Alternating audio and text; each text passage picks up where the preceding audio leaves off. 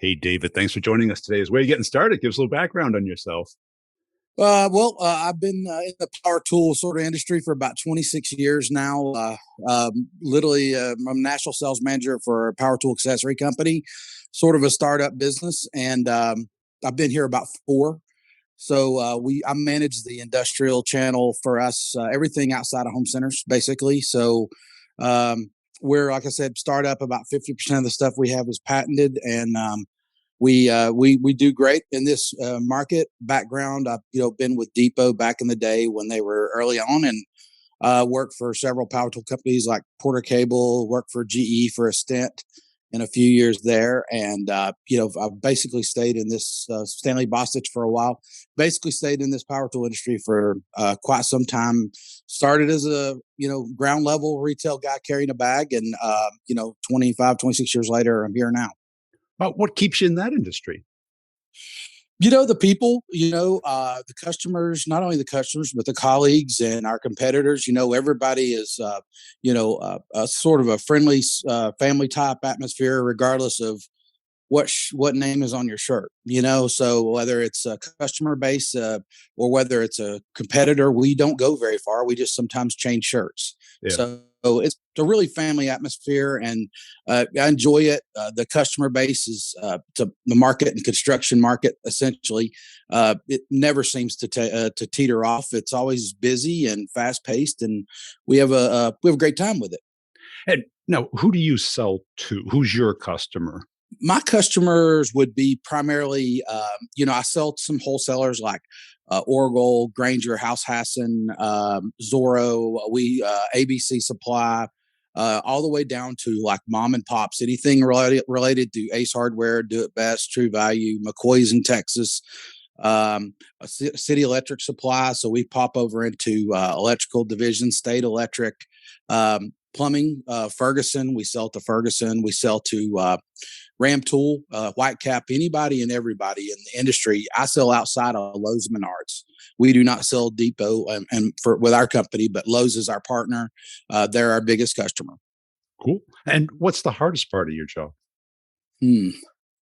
The hardest part is working within a 8 or 10 hour day. Yeah, I got to be honest with you. Like I mentioned, I'm sort of a traveler, and we're a startup on my side. We started this almost 4 years ago over on my channel.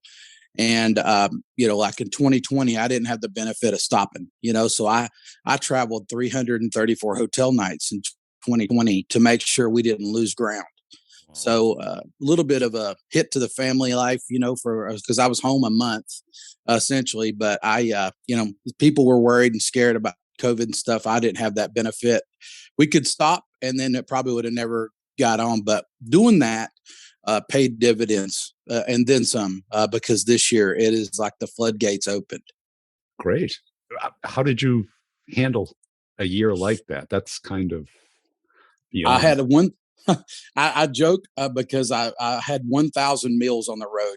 You look at 3 meals a day at 334 days. So people worry about the COVID-19 weight. I think it was maybe in COVID-91 for me, but it was all those meals on the road, and like gyms were shut down, and like you couldn't even go anywhere. They had them all blocked off. So it was a challenging year. I lived out of my truck, and I was still seeing customers when my competitors were not. They were sitting at home, and that's what really mattered. And I had a couple guys that worked for me that we didn't want to get furloughed. We wanted to stay put and drive forward. And we decided we would do this off the back of tailgates with masks and gloves and whatever it needed, 6 feet away, and kept plugging our products. And we would go, and Chick-fil-A benefited dramatically from us because we were bringing customers like biscuits and chicken biscuits or whatever, and they were loving it. So they remembered us when we came out of this. So it sounds like that business is very much a person to person type business. For sure. We live by that. I call it belly to belly selling. So, you can make all the automation you want in the world. People buy from people, period. End of discussion. And with us, we have patents. So like I can set my whole saw kit beside another person's whole saw kit, like Linux or maybe a bigger name and brand at the time. But mine have patents on it that literally have to be shown. So that is why I have to get out there and physically put it in your hand and let you see it. Yeah. And what makes a great rep in this space? Is it just that grind that they're doing more? I don't think it's the necessarily the grind. It's a lot of an attitude, one thing about it, there's been many people that I've hired over the years. The first thing I tell them is, look, pick up. I mean, I feel like I'm a pretty good guy. That's a pretty good salesman, but don't do it like I do it. I hate cookie cutter. So does everybody. Get your sales pitch.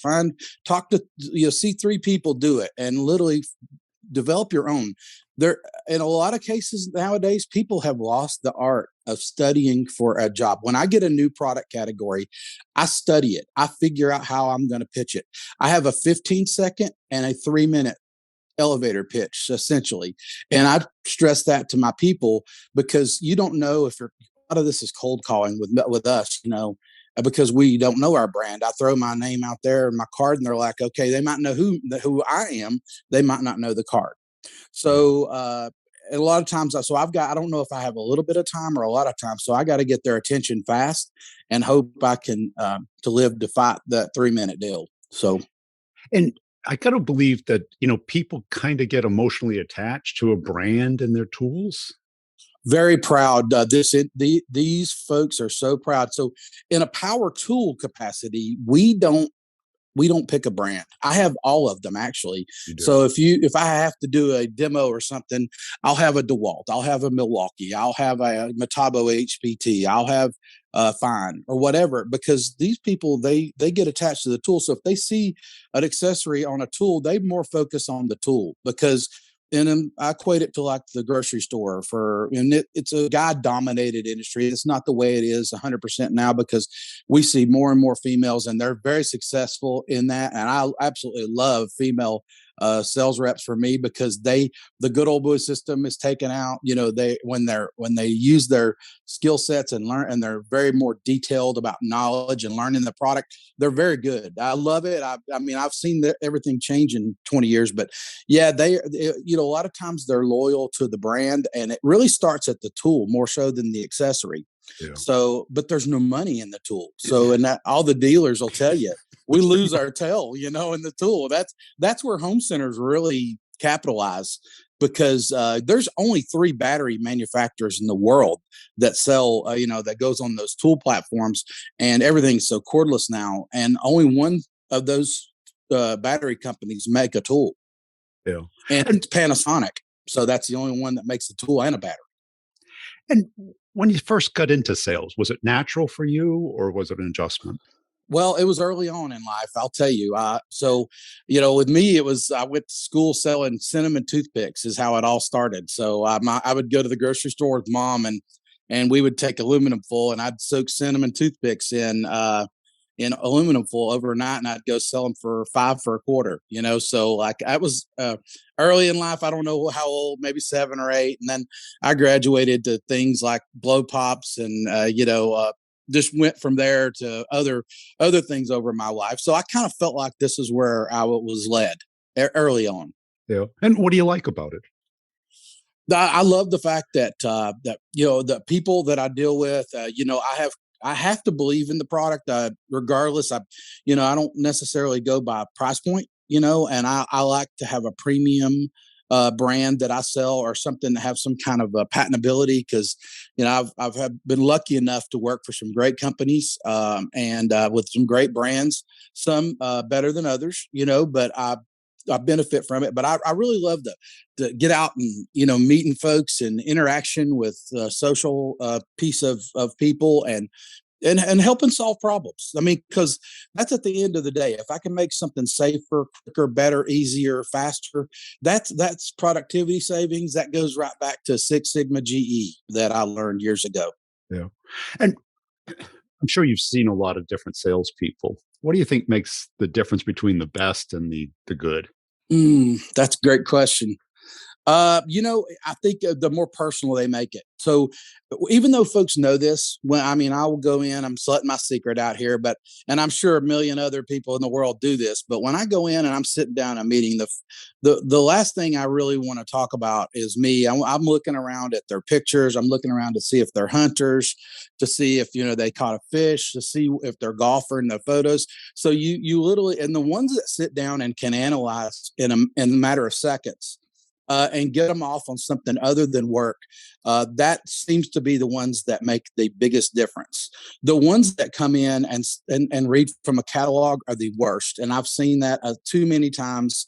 It just, to me, it's not exciting. And somebody that can gunsling, so to speak, and have the act of gab, socialize quickly and make them feel confident in the conversation. Those are the best. And are you good at that? You good at reading people? I am feel like Yeah. I'm an expert level in the read. Yes, so I can tell when I need to quit talking for sure. Yeah. And a lot of people can talk sports, can talk hunting and stuff. And what I found is if you can just ask questions, you Yeah, don't have to be a sports person, right? yeah, absolutely. I know a little bit about a lot. I don't hunt. I don't hunt. I keep up with current events. In the morning. I'll pick up the phone and see what's going on in the world. Because if we're about to fight with Ukraine, and I'm going and talk, and I know maybe I'm dealing with a veteran, I literally, I ask their opinion on what they think, what's going on, and should we be involved. And literally, I will sometimes. I know this is stupid, and I had a boss tell me one time that why don't you ask for the order when you're there? And I said, you know why? And he was with me the next day because they're going to call me tomorrow. And they, sure enough, called me tomorrow and say, you left and we needed stuff. Do you mind getting this, this, and this? Sure, no problem. And he was just like amazed. But I don't actually go in. I don't want the order today. I want the order 10 years from today. So it's a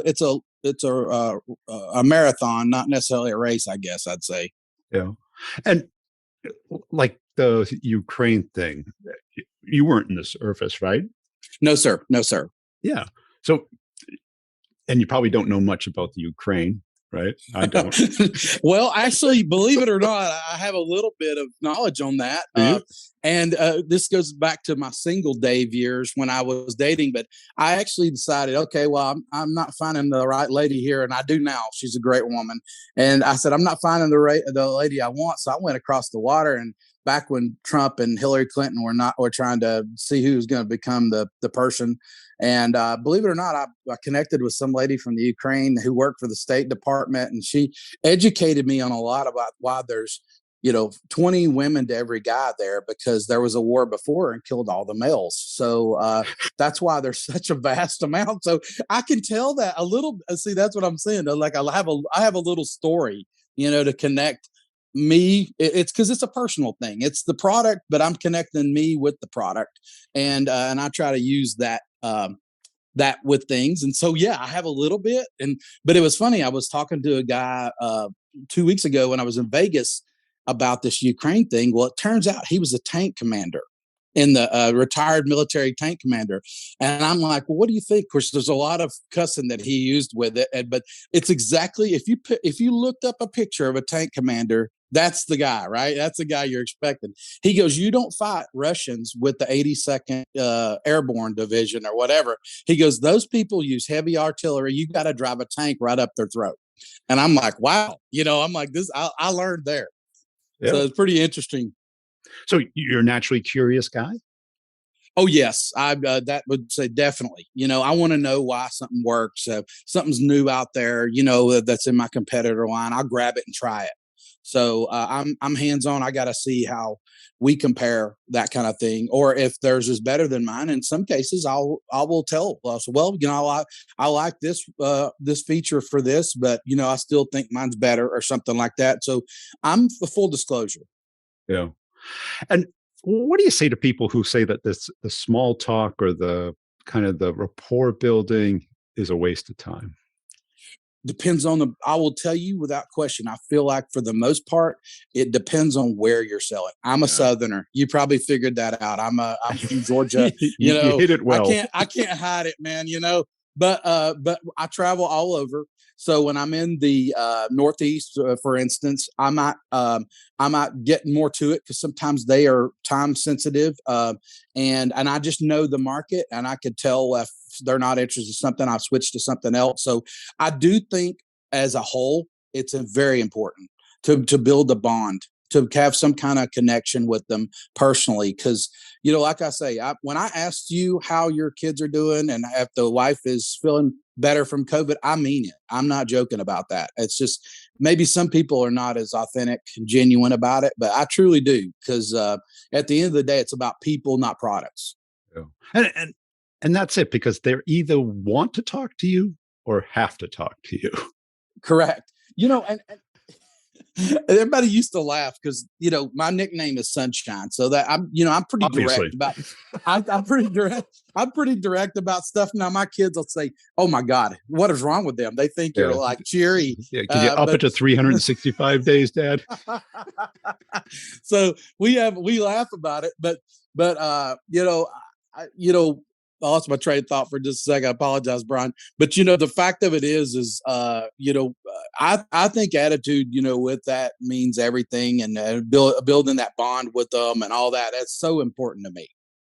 Yeah, because I think too many salespeople are either stiff or they're the catalog. They think their I job hate. is to. I give the catalog away first thing, just so you know. I mean, I don't even touch it. And then because that puts it, I mean, putting something in their hands. And by the way, we've got 29 different market segments. I started with 117 line items. Now I boast over 700. So we are in hyper growth mode over the last 3.5, 4 years that I've been here. So I teach even agencies. I have manufacturers reps that work with us. I said, don't overwhelm them. Don't take everything in the bag in there. You're going to lose them. Grab a couple of things and talk about it. If they're interested and you want to see more, ask them. Go get it. And the same thing for a catalog with me. I might bring one thing in a catalog now, and I work off my phone. So I have videos on my phone to show these patents and grab their attention fast. So I agree with you wholeheartedly. So catalog salesmen are learn the product before you go in there. I think once people get out of college or get out of high school or whatever they do, because college don't make you smart. I did finish college, but it's at University of North Carolina at Charlotte. But the fact of it is, I've seen people that don't have any college and they're outstanding. So it matters about the people and how well they teach themselves. And let's say you're meeting somebody new for the first time. What's going through your head? Do you have a particular sequence to get them Uh, warmed up? yeah. I wouldn't say it's like something I do every time, but generally sometimes like yesterday. I'll just give you an example. Yesterday, I'm outside. We're outside talking to a customer in Douglasville, Georgia, and I had a couple of end users that were there, and they walked by us, young kid and his dad maybe. And they walked by us a little bit and they were looking, they saw the trucks and they saw our shirts and our products we have. And then they came back by and they were, semi curious. So I've stepped away from the owner of this place and all this. And I said, excuse me, I said, how are you guys doing today? I said, you familiar with us? And they go, yeah, we've seen it, whatever. And I said, so I put the focus on them. They were a contractor. I said, what kind of products do y'all use? What is something you're picking up like every hour on the hour? So, and he told me, I said, well, I went and got products and showed it to him. And I said, do you mind giving me some feedback? Here's my card. I want you to use it. Here's why this is better. And they were loving it. So like yesterday, I literally used their curiosity themselves to open that conversation. And I walked away from a decision maker to help this person, right? Yeah. I gave it away. The end user didn't make anything. The guy literally said to me, you just happened to touch on one of my biggest customers here, and I will take 100% of your products. Let's figure out how we get it in here, because you took the time with them when I stood here and didn't say hello to them. So, and, yeah, what I liked about it is you were asking about them versus talking about you and your product. Yeah, it's if you let people, they always think is being a good listener. Hearing me, you probably think this guy don't listen at all because I talk a lot. But believe it or not, I do let them tell me, because if I ask a question, lead it, hey, what are you guys doing? They love to tell me about what they're doing in their life, or what they're their hardest, what we could do better. Maybe, hey, you guys would come up with this. We get a lot of good feedback, and I pass it along. Yeah. And are you a big user of the product yourself? Do you have any I, time? No, here's my dirty secret. I never use it. I sell it. So, and I think that might be a lot of the guys like me. I do, if I need to do something, of course I can. Yeah, but usually I have my pitch, and I've learned from these professionals. So sometimes I go and do end user calls, because if I'm not familiar with the product, I can't. It's not like I'm going to go in and tell them how to do this. I want them to give me feedback on this. So that's really what I focus on. But I teach myself, and I do seed some product. It takes some of that to be successful when you're trying to build on a brand and build a brand up. So I give it to him. I said, "You mind? Here's my card. If you could give me some feedback or give me a buzz call, or if I can reach out to you." That's how I do it, because I let a pro tell me. Yeah. And when you were growing up as a salesperson, what were some of the epiphanies where you said, "Oh," then you got your groove? Either Oh somebody. yeah, there were so many. I used to walk in with, there over the years. There's been a ton of those. I wish that's a great question. One when I quit, when I started listening, I can tell you when I went in, and and I see, and I'm happened to be. This is when I got a job, and I didn't have a degree back then, but the company I was, Porter Cable, and I was working for, they had a degree requirement. So long story, but the guy went in, and I'm sitting in the president's office because I was referred by some vice president for this role, right? And I looked at the set, and I see a newspaper article. This is 25 years ago, that had a big red N in writing on the wall. And the president of this company, Jack Garlock, was sitting behind the desk on the phone, and he said, "Wait a minute." And he got off the phone. I said, "Is that a Nebraska N?" And he said, "Yes, it is. Why?" And he said, I said, "Well," he goes, "Are you a Nebraska fan?" And I am. I said, "Oh, yes, sir." He asked me two Nebraska questions, and he picks up the phone with the director of human resources, said, "I want you to process this guy's paperwork today." Because I connected that, so the epiphany was, learning to look around a room and to process fast, because that's a win. And, things like that. And everything I do today that I might not even realize I do, I have learned it through trial and error, and I wish I could write a book and say, here are 10 things that's going to get that there. But so many other dynamics come into play with it, whether it's personality, whether it's your confidence. That confidence is a big part of in my opinion, about how wins work. I'm confident in our products. Does that mean they don't fail? No, they do fail. But overall, it's commodity, and it's a commodity driven product. So, but going back to like Fine, when I worked through those days, they had great products. They were expensive, so they weren't for everyone. So you had to really pick and choose your customer. And one thing about it is you never want to judge it. It's like, okay, well, you might not be able to afford this multi-master, but you should buy this Bosch one. It's cheaper. I never approach it like that. I said, what do you want? Let me size you up. What kind of tool are you looking for? Are you looking for the BMW level of something, or you want a Ford, but you like the accessory? Because in tools versus accessories, the right accessory can make that tool better. So, and that's at the end of the day, I've learned from Fine, and they taught me well that accessory matters. So coming here, where it's just accessory driven company, that's what's given me, I feel like, an advantage and confidence in how we approach things. And did you have that confidence when you started in sales, or were you Mm. was it something you I had to think it's been. develop?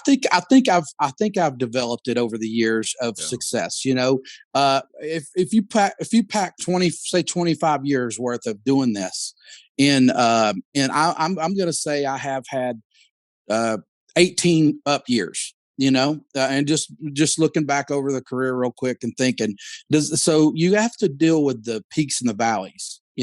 And sometimes you learn more in a bad year than you ever could in a good one. Sure do. Yeah. So that is the test of time. And I'll give this guy credit, Dave Rollinger, one time, and I was having a couple of bad years, and he got in the car with me. I thought he was coming to let me go. It wasn't. he actually came. He goes, "Look, I want you to do one thing for me." I'm like, "Yes, sir." He goes, whatever you're doing, I want you to do the exact opposite. So if you say go right, I want you to go left. This guy's retired now, but I sit and think about him often because when I'm having a string of zeros, I think of that. That pulled me out of the rut. It didn't give me any grandiose success, but it got me out of whatever rut was at the time. So, and I come right back with a phenomenal year. I don't know if he knew what he was doing or just happened to say, do something different. Well, it makes you start to think at least. Yeah. Yeah. So Be- because we assume that we're doing the best we can. But if you say, yes, well, sir. why don't we do just the opposite? Yeah. He was, I feel like that was probably some of the best advice I've ever gotten. Yeah. I do. Looking back on it. Well, what was the best advice you've ever given another salesperson?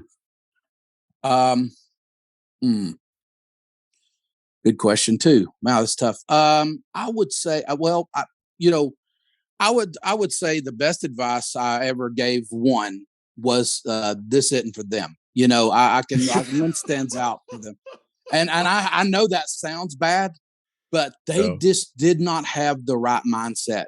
They were when you're told no, and you get more no's in this business than you do yeses for the most part, and their mindset wasn't strong enough to deal with the rejection.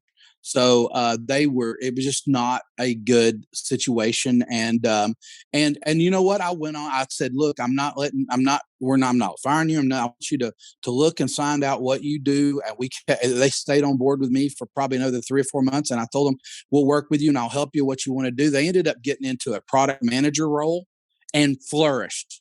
So it's just, in product management, that's X's and O's and, filling in gray area and doing all that. I've done that role before too, which is a tough role.